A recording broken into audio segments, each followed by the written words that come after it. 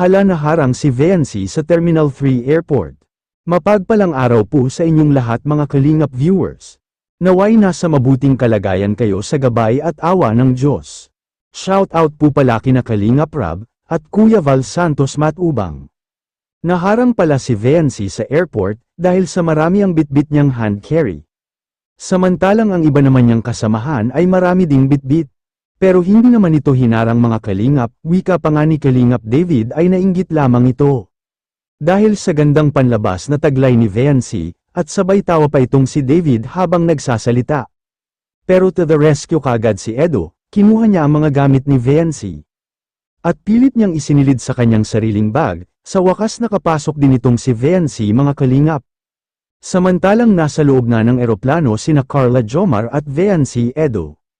Ay kinausap ni Jomar si Carla, upang ipanatag ang loob nito. Dahil first time nga ni Carla sumakay ng eroplano, at nung lumapag na ang eroplano sa airport ng Puerto Princesa, Palawan, ay hindi nila inaasahan, na nakaabang na pala, ang mga fans nila. Na may malaking tarpaulin, na ang nakasulat ay Welcome Palawan mga Kalingap team at panay ang picture taking nila mga Kalingap. At sa unang araw sa Palawan nila, ay naglakad-lakad ang buong team. Habang ito'y naghahanap ng restaurant upang makakain ay napansin na pala ni Edo ang kasuutan ni Viancy. Na napakaganda at sexy, ngunit kanyang pinuna, dahil sobrang iksi daw ito mga Kalingap. Syempre mga Kalingap ayaw niyang ganun ang kasuutan ni Viancy. Dahil maraming lalaki sa paligid nila, gayunpaman ito namang si Jomar ay nagpapasweet din kay Carla.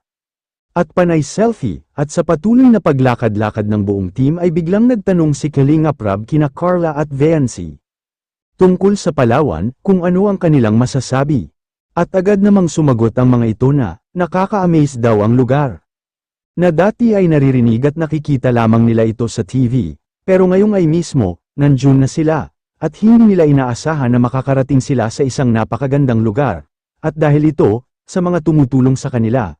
Kaya nagalak sila at nagpasalamat sa mga sponsor, kina Kalingap Rab at sa mga sumusuporta sa Kalingap Angel, sa mga viewers, at higit sa lahat ay sa Diyos. Hanggang sa muli mga Kalingap viewers, at maraming salamat po sa pinyo.